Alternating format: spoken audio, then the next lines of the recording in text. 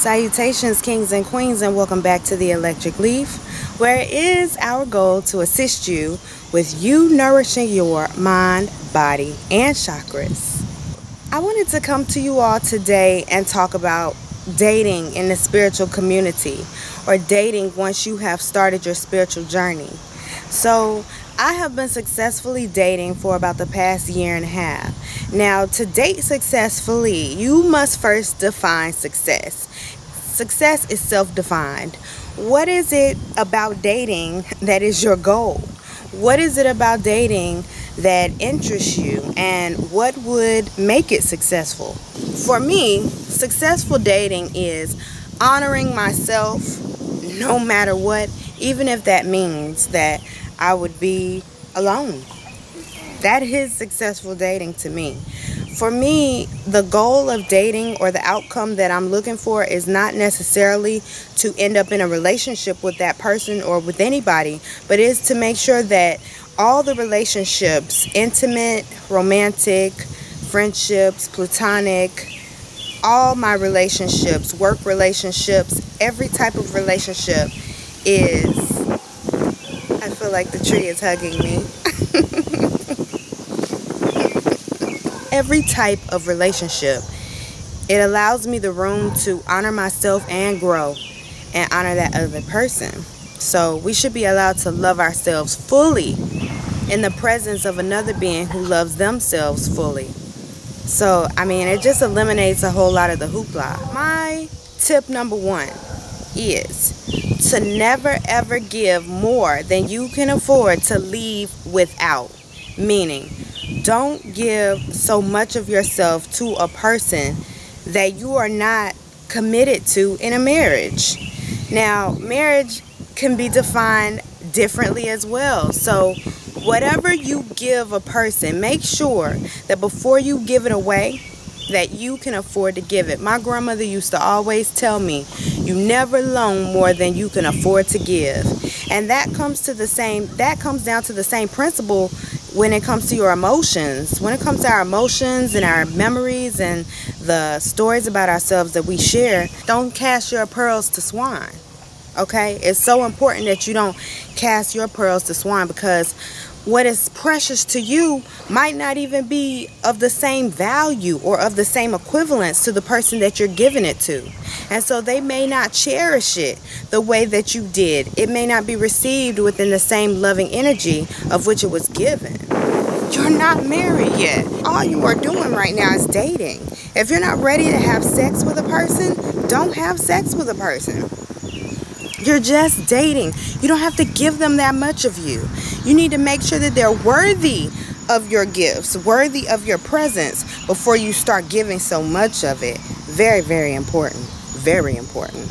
Make sure you're not giving away too much of yourself. My tip number 2 is be leery of the narcissist. Be leery of the narcissist that is disguised like an empath, okay?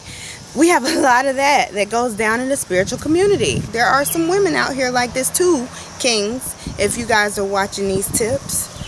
There are people out here in the spiritual community who are posing as empaths, okay? But really what they are doing, they have this ability to see. They are using their spiritual gifts of discernment, and they are seeing things about you, and they are putting together your weaknesses, and then they are using them against you.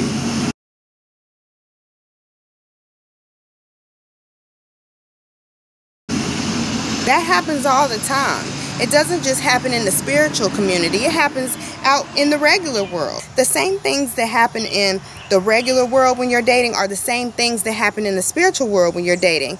The problem that presents itself when you're dating in the spiritual community is that sometimes we tend to blind ourselves. We tend to put our blindfolds on because we're like, oh, well, this person is about that love. He's about that spiritual life. He knows about karma. He knows about the spirit, or she knows about karma.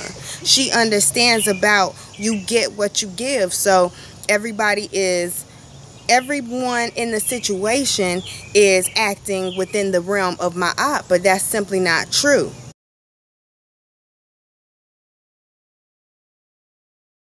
So because of that, you got to make sure that you have a certain amount of boundaries during that time frame where you're getting to learn a person. It's so important to have a boundary to protect yourself. Your heart. It's important that you guard your heart. That's the number one thing. So you need to guard yourself in that space where you're learning a person, because you don't want to fall in love with a narcissist disguised like an empath, because they actually prey on you and feed on your energy, and it becomes difficult to discern from your own feelings and their feelings, and they impress or impose upon you all of their negativity, all of their self-hate, all of their insecurities, and it takes a lot to get out of that type of situation. It takes help. You need help to get away from a narcissist, especially if you are empathetic yourself and you've fallen in love with them. Because most narcissists have a lot of stuff going on with them and a lot of experiences that have helped contribute to their narcissism, okay, to their abusive nature. But it has to still be respected as that, which is abuse. So my tip number 3. Tip number 3 is do not waste your time waiting around for a specific outcome with a specific person. This is something that I see in the spiritual community all the time. Because when it comes to us being on our spiritual journeys, a lot of us have learned about soulmates and twin flames, and we understand that there is this pull within our spirit, this strong pull within our soul towards certain people or towards a certain experience. And so sometimes it can get quite easy to just wait on a person, especially if you think that that is the one and the only one, and it has to be like this and it has to be like that. That is a very dangerous game to play, because what ends up happening a lot of times is people tend to think that, okay, this is the one, I'm just gonna wait. And you allow opportunities to pass you by, and not even just opportunities, but other relationships, other experiences. You allow so much to pass you by because you're focused on this one thing. But it's important to be very, very careful when you do that, because you could be focused on a dead thing. Sometimes things from our past were just that. They were just lessons that came. And sometimes it's very, very important for us to understand, like, don't get caught up in the whole waiting game. Don't get caught up in thinking that it has to be that one person, and that the universe would really literally do you that dirty, because it's not true. The universe is not going to do you dirty like that. The universe is not going to do you dirty like that. But you have to honor yourself first and foremost. If you do not honor yourself, then that is what you are going to attract more of. You're going to continue to attract more situations that do not honor you. And that is the key. Happiness is the key, not partnership. Partnership within yourself, balance within yourself is the key. So, tip number 4. Spend time in self-reflection. Now, I can't stress that enough. It's so important to spend time in self-reflection, because when we self-reflect, we get to see ourselves. One thing that I always tell people is the one person on this earth that you spend the most time with, but you see the least, is yourself. We get to see ourselves not at all. The only time that we get to see ourselves is through a reflection of our relationship, a reflection of our thoughts, a reflection in the mirror. We never get to see ourselves the way we see other people. So that's why it's so important to spend time in self-reflection, so you can get to know yourself. Because if you don't know yourself, you will end up in all types of messy relationships, becoming all types of messy personalities that had nothing to do with your goal to start with. It's so important to listen to yourself. You can end up with a woman who gets you so far off track, so far away from your financial goals. You can end up with a man who is not coming to help you, but coming to take from you.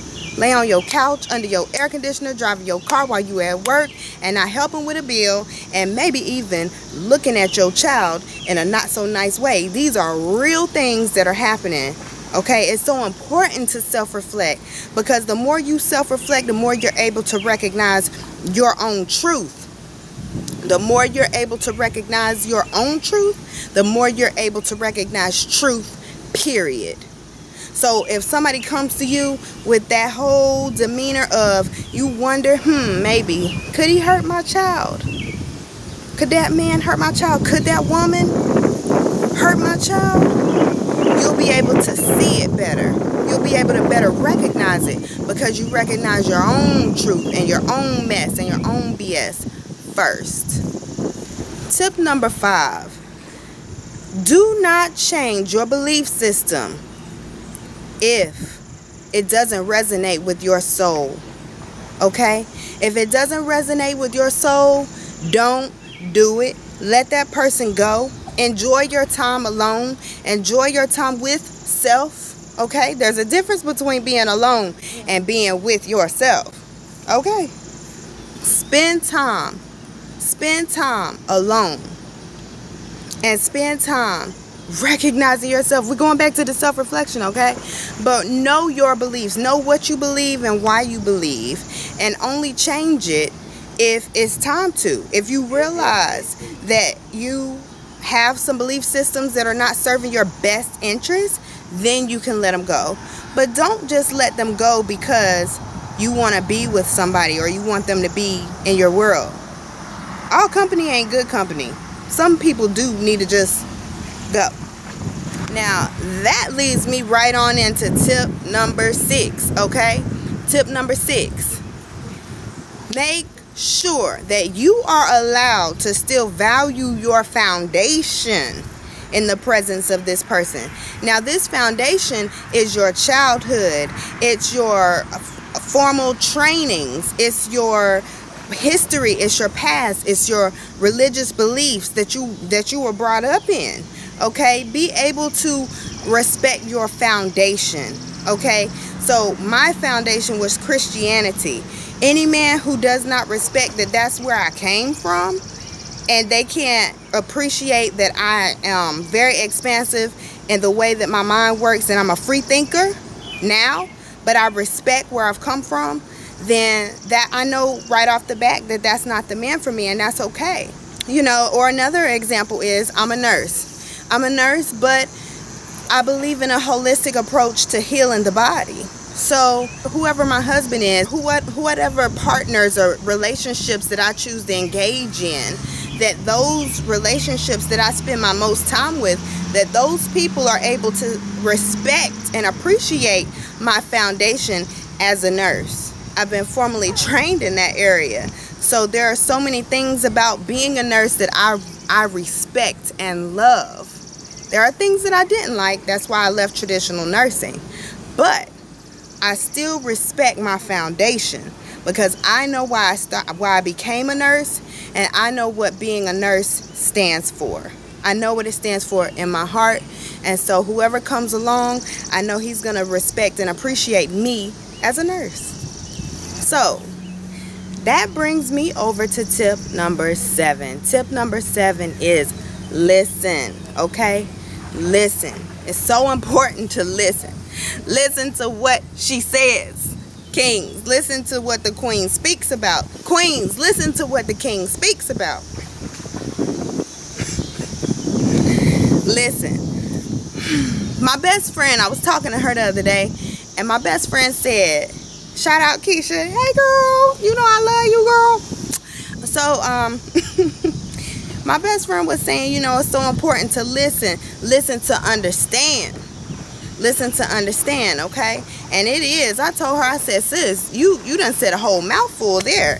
It is. It's important to listen to understand, because everybody comes with intentions and motives. And it's important for you to be able to understand what those intentions and motives are before you get in too deep. So most people are not going to come at you and tell you that, oh, I'm coming to F your life up, or I'm coming to rape your children. Or I've come over here to steal your TV, your fridge, and all your jewelry while you go to work tomorrow. Okay? You have to listen. Listen to hear them, okay? Listen and give them a long enough time to speak, because the longer you allow someone to speak, the better you broaden your chances of being able to hear what it is exactly that they're coming to you for. And also know what you're going to them for. Know what you have intentions and motives for. Make them plain and make them clear, because that's gonna better attract the one. Or that's gonna better attract your soul tribe to you quicker. Tip number 8.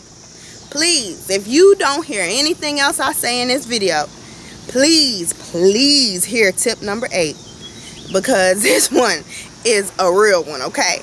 Tip number 8 is argue. Argue. Have a dispute. Disagree with her or him.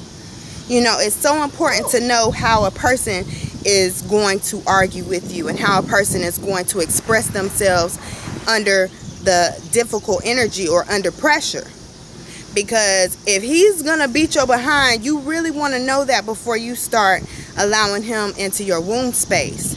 If she's going to run out the house and cheat on you because she didn't like something you said, you want to know this first, Kings, before you allow her into your womb space. Okay, it's so important. It's so important that you know, how is this person going to disagree with me? How are they going to present themselves in the heat of emotion?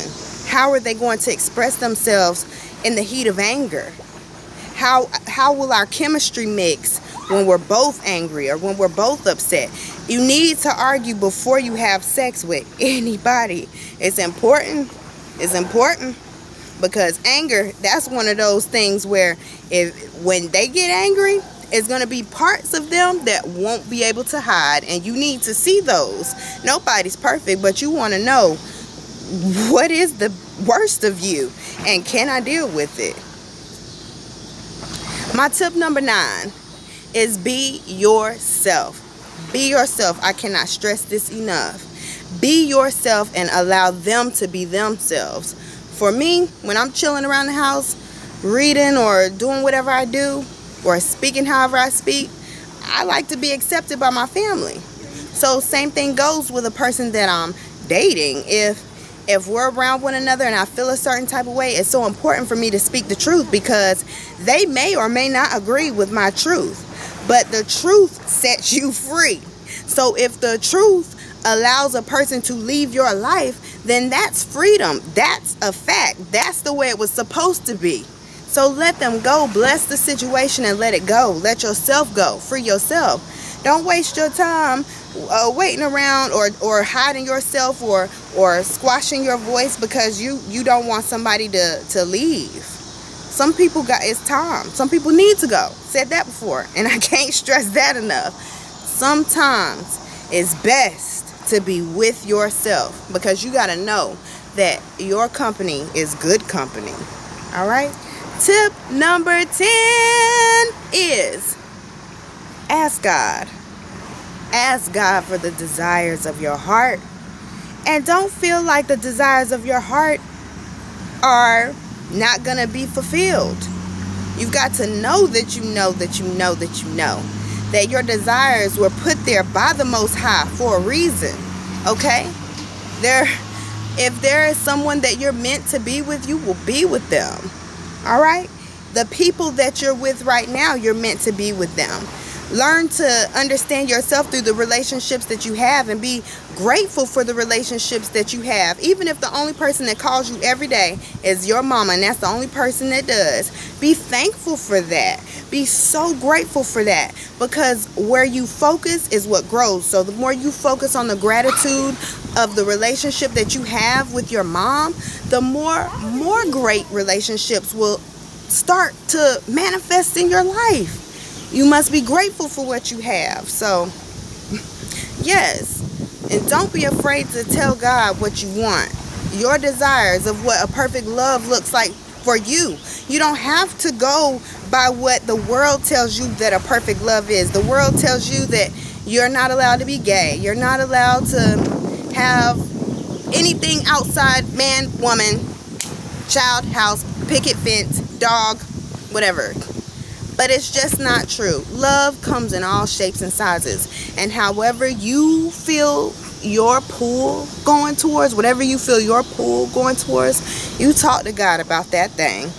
Don't let anybody discourage you from speaking to God about the desires of your heart when it comes to an intimate relationship. Ask. Just ask. But getting on to my tip number 11. This is the last and final tip, okay? Now this one's important too. Stop procreating with the dumb ones, okay? Please stop procreating with the dumb ones. We can't kill them, but we can let them die off. We can give them the best of food. We can give them the best of entertainment. We can give them the best of views, the best of places to go, the best of friendships, the best of talks, but not the best of poom poom. Not the best of your yoni. Not the best of your hen and them. Okay? Please stop procreating with the people that you know we don't need another one of. Okay? So I know that sounds crazy. And I hope that you really feel where I'm coming from, because it's so important. Please stop procreating with them. And I mean that with love. Okay? Okay? It's so important. So these are some tips that I have, alright? So, and then with not procreating, just be celibate. You know, all these tips, celibacy, you don't have to be celibacy for a lifetime. I'm celibate. I'm practicing celibacy right now. But that's just because I haven't found a relationship yet that I feel like I want to experience that in. And that's okay. I'm not in a rush. I'm not rushing towards it. And it feels good. I don't have any pressure on myself. I'm being very gentle with myself in that area. And myself is thanking me for that. Myself is thanking me for the time that I'm spending with myself. Singleness is so important. It's so important to be a complete you first. Alright? So, I really hope that some of these tips have resonated with you. And if they have, let me know. Like, what are some dating tips that you have? What are some things that you've been through since you've been dating in the spiritual world? Since you've been on your spiritual journey, what crazy things have you experienced? Or what enlightening moments have you experienced? Please share. I love to hear from you. And so would other people in the community. So as always, continue to vibrate love. Alright? Continue to vibrate love. And vibrate well. I'll see you all next time.